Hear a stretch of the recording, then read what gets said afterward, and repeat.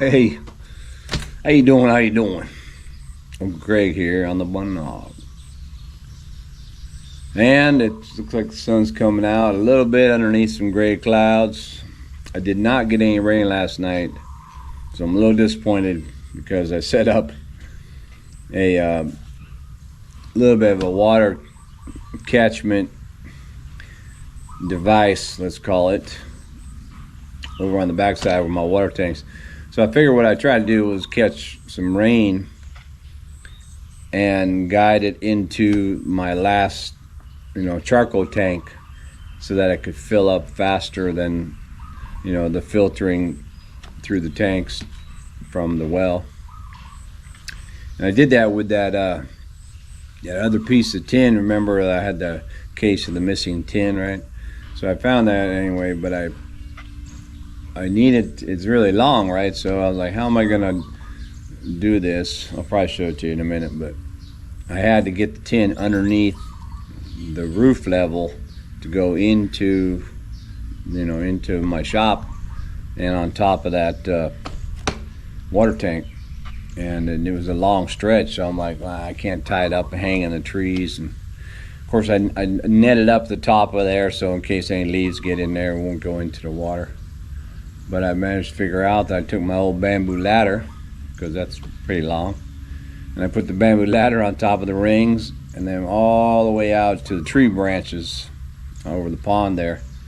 And then I just laid it on top of that like a shelf, and I put, I think, one piece of wire around there to hold it from the wind. But yeah, man, that should get me some water. My concern will be, I'm probably gonna have to tie that netting around the top, because if the water fills up, massively, it'll raise the charcoal, proportionally it'll float, and the charcoal might try and get out, right? It'll push if it's too much water or if the water's overflowing. So, but anyway, I set it up to see how it would do. I think it'll be all right. And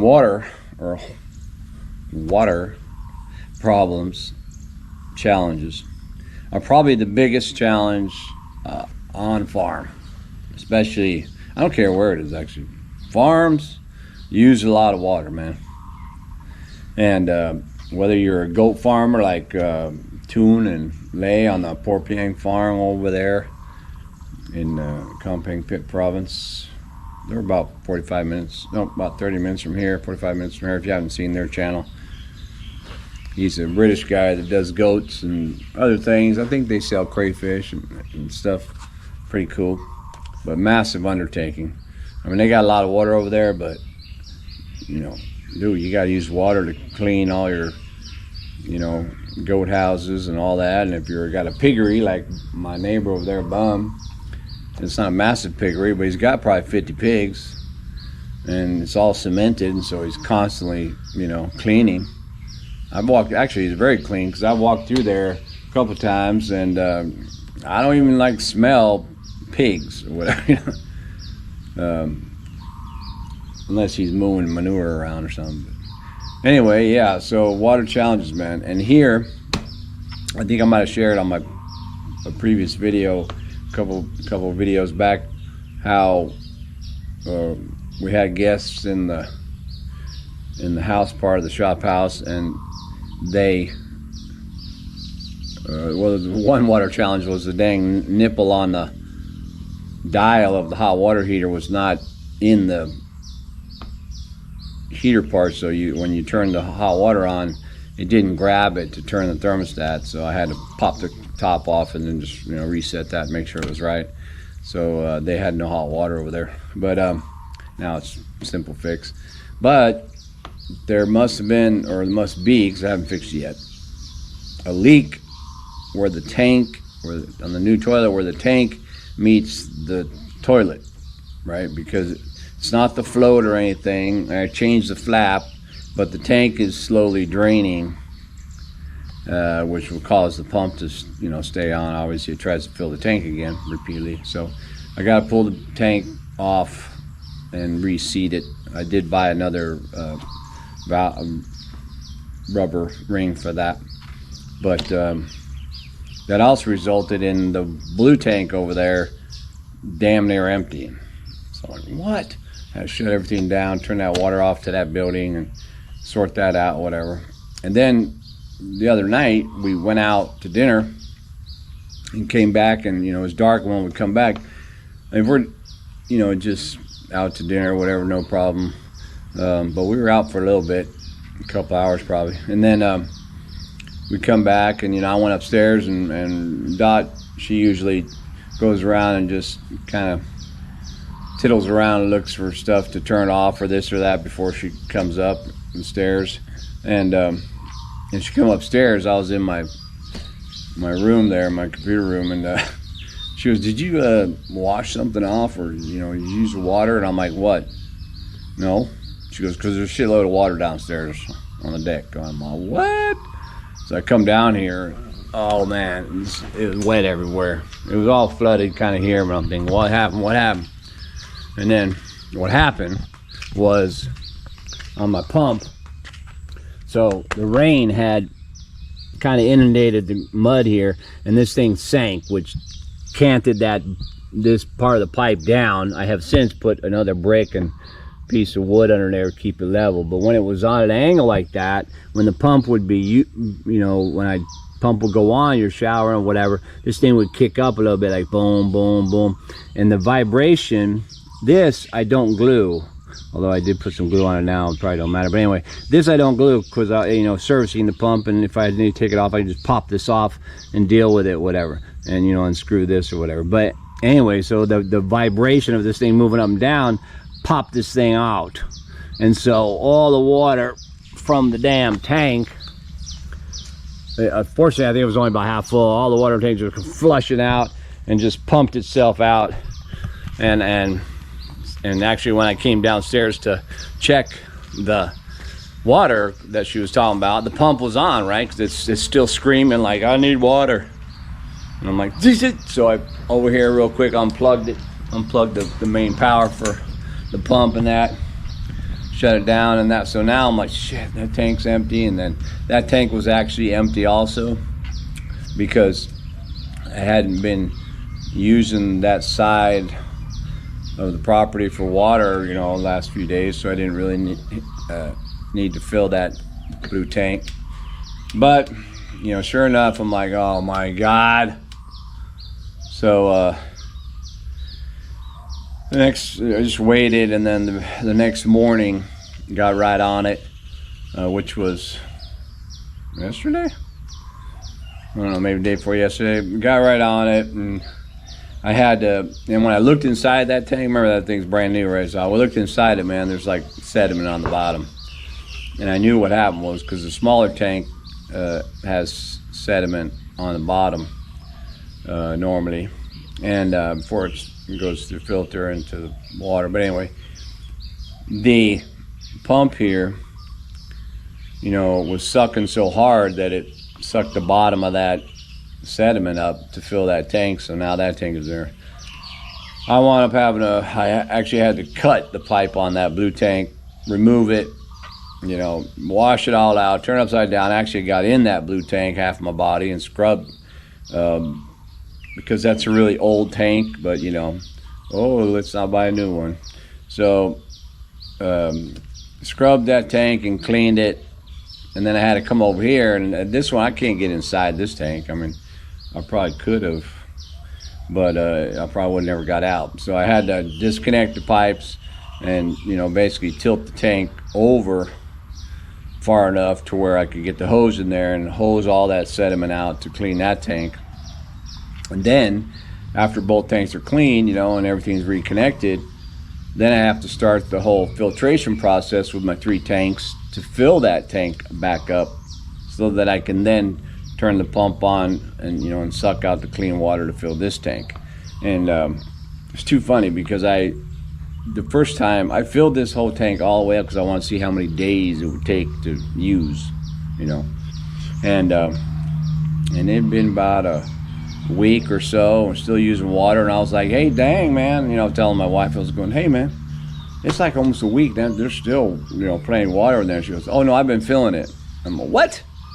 You're opening the valve? And she goes, well, yeah, I did it a few times. And I go, honey, I told you, man, I'm trying to do a test. And she goes, oh, sorry. So that next day I had filled it back up to the top again, and I'm like, don't touch it. Let me fill it up. I want to see how long it takes. And then halfway through that process is when this happened. So I still don't know how long that dang tank is going to be used for us, because I was working yesterday, but I was filling, like this. It takes a little bit for that other tank to fill up, and certainly a little bit more for this whole tank to fill up. So it's not full yet. I got to go over there and do that this morning. But that's just I suppose a perfect example of the kind of water challenges that you face when you're self-sufficient here. We have a well.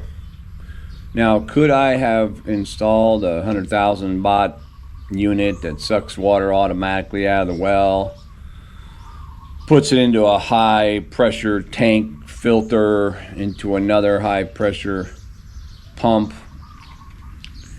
goes throughout the whole property and all that? I probably could have done that, but that's not what we wanted to do in the beginning. I mean, actually, I did want to do that, but my wife was pretty adamant about, look, we got the well, we got a tank over there already. We just need to filter some of the water. We can do it with them cement rings. So I'm like, oh my God.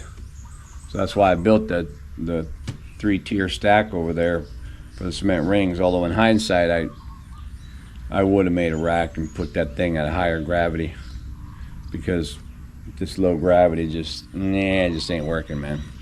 Not as efficient. It works, but I have to work more managing the water. But eventually I'll probably change it to those big old tanks like this blue one, on an elevated platform. That'll make my life easier. But yeah, bro, water problems. Brutal. But at least we got our own water. Don't pay for no money for it. So there you go. How many of y'all can say that? What else? Mary, let me show you my handy little work for the rain catchment. Because I built those tanks inside the shop, right, under the A-frame roof, so I can't really can't really put a gutter going into that, because the gutters are lower than the tank roof. So this is what I did.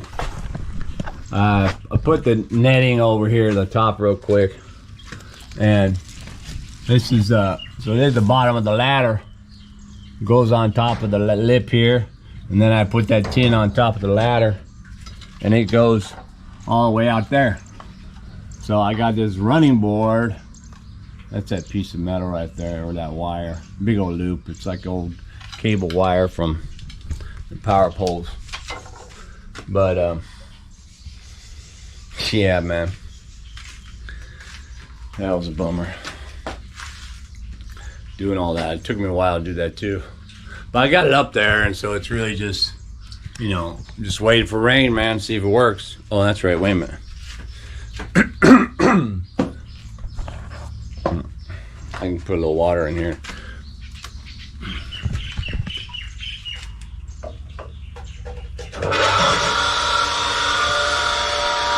Got my pump. Blue tank's only about half full. I'm gonna wait till it get totally full.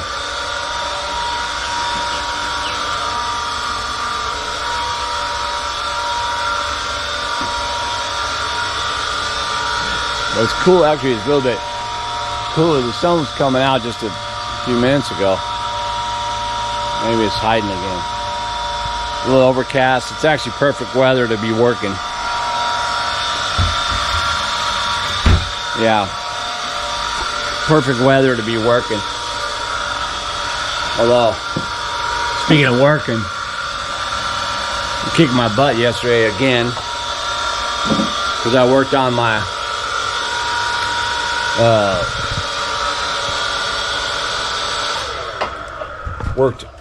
my gate if y'all remember from the other videos, I think my last video was like phase 1 of the gate, day 2.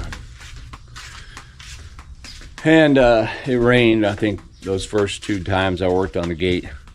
And it has rained every time I've worked on the gate. And today is day 6. Although yesterday, day 5, is when I actually finished. Well, I suppose kind of finished that pillar. I bricked it all the way up to the top. I'm not, I finished that part of it. But one of the challenges is going to be removing the gate, because I don't want to really take the gate off for a long period of time.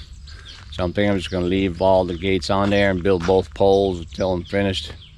And then when it's time, actually I'll probably make the new gate too. I should probably just make the new gate, and then when I'm ready to swap it out, then take the gate off.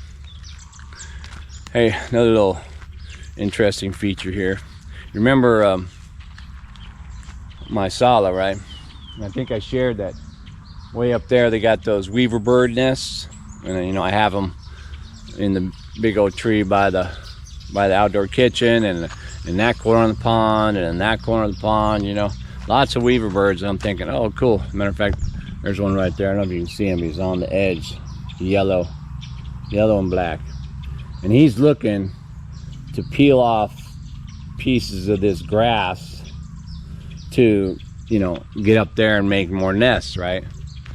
And some of them are more green because they're using green grass, and they drop a lot of it on the bridge here. But one thing I've never seen before, and I've seen these bird nests everywhere, different places I've driven on my motorcycle and stuff, what I've never seen is that they're making them now right here on top of the reeds in the pond. Look at that, man. It's like a little patio condo session here. You got 1, 2, 3 over there. Looks like you're making one right here. There's another big one over there that's already been used. And yeah, man, they're on top of the stronger reeds, like the ones with the flowers. But you see this? All this grass is chopped off. This grass was like, this was all just like that. But they get in there, and mind you, if the bird gets wet, he's not going to be flying. So they just kind of come in down on the perimeter, and they grab that real quick with their beak, slice it and yank it up there. And oftentimes, it falls here. And then they very precariously, I should say, weave themselves a birdhouse right there on top of those things. Man, nature's crazy. Speaking of which, we also, of course, these are red and white. This one is the yellow and red fire kind of one. More red ones over there. We put all those there. I bought the red and white one and the yellow one. Well, my wife captured more red ones from a local river. But we went to the agriculture market or whatever, just a little thing at the college, Rajabat University over here, because we saw something going on, and we wound up buying a couple more of them kind of plants. You can see these. That's going to be real pretty. It's in the wet soil, so it'll come out pretty good. We also bought another species. This will be flowering in no time, but that one's more in the water. So I did also cut back on these tree branches coming down the road, because if anybody delivering stuff, they wind up hitting those. We don't want that. Those fish we put in the pond, if you saw how when I did my video when I did the throw net and we caught all those fish, I forget how many I counted, but there was a probably 10 or 15 of them, and we put them all in the pond. The next day, my wife, she's all, there's 5 dead fish. Oh, sorry. So take them out of there. And then next day I think I took 4 dead fish out of there. And then maybe the next day another one. So we lost about 10 of those fish out of that catch. And why? I don't know. A couple reasons. Maybe one, because we left them in the wheelbarrow too long. 2, shock. I don't know. But the other thing is, decidedly, that is different water. You know, the pond on this side, for some reason, is really clear all the time. And the pond over there where they've been living is, you know, is not clear because it's got a muddy bottom or whatever. But I don't know, man. I was gonna test the pH, see if that was it. I don't know.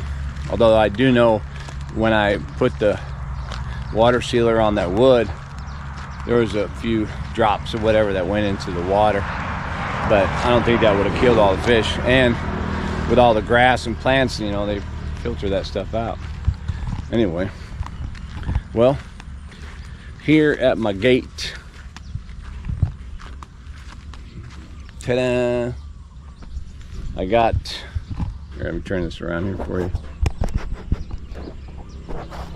Yeah, so I got the top kind of flattened out, and that post would be there. Turned out all right.